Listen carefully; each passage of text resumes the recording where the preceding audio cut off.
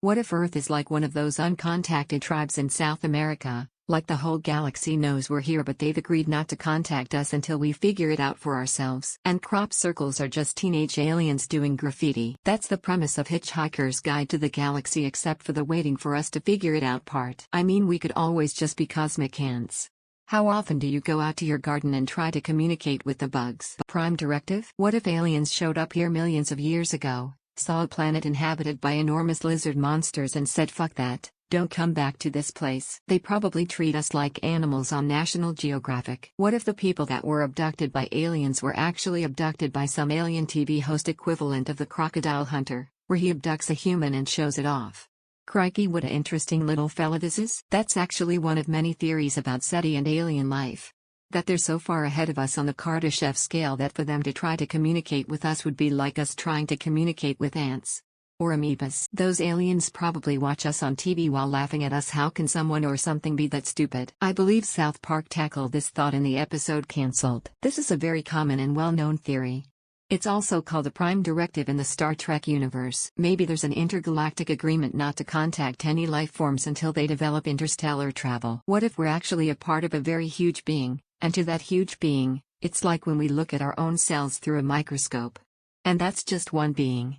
There could be millions of huge beings. We are probably more like the Sentinelese from the North Sentinel Island, part of the Andaman Island archipelago and Indian Ocean. They are widely considered as one of the most aggressive uncontacted tribe, very much hostile towards outsiders, though some would disagree. The Indian government declared the remote island officially off limits. What if those aliens are looking at this post and giggling like they'll never know how right they are? We irradiated our own planet on purpose.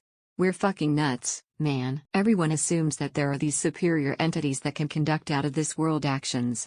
But if you see the evolution of life on this Earth, over 3 billion years of trial and error until a species with the capacity to be self-aware about the universe starts to rise to dominance in the last 200,000 years.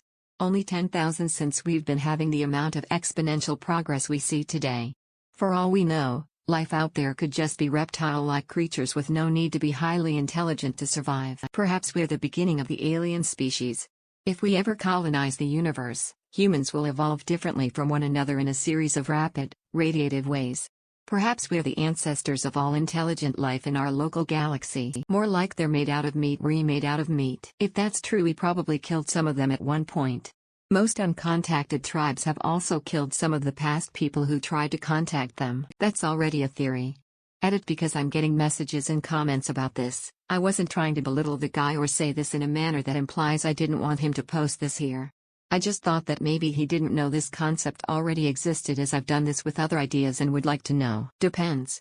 If there was an advanced society or many and they had a hands-off policy with Earth, likely the only way they'd actually be able to enforce it would be if their governing bodies had total control over their spaceflight operations. Which is conceivable, to a point. But as soon as you introduce the possibility of private ownership of spacecraft manned or otherwise in operations, it truly only takes that one dude looking for space Reddit karma to fuck it all up. I like to think there's the alien equivalent of David Attenborough who does the same thing to us as we do to other animals. Welp, you have it at least half figured out. Truth is, we have been receiving all of those old video transmission. I am told they are called movies, wherein your people tend to dissect and kill all aliens that land on your planet. When they start seeing you greet visitors with respect, maybe something interesting will happen. What if we are first? What if we're more like an anthill in the middle of the Amazon? Or even worse, like a bacterium on Earth. There are 5 by 1030 bacteria. Most of those tribes remain uncontacted, mostly because of concerns regarding introducing new diseases to them and because of the lack of the means for proper communication.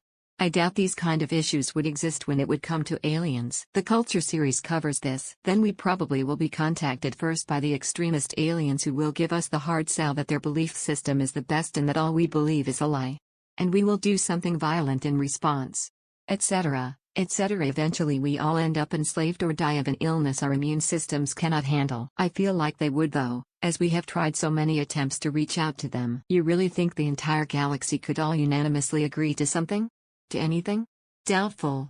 Space is practically infinite, light is a hard limit, and even if you find ways to get out there at a comfortable speed, spacefaring cultures will spark, bloom, ebb, and die in the time you travel an infinitesimally small fraction of the distance from us or our sci-fi light speed limit, avoiding exit to them, and they'll never cross paths.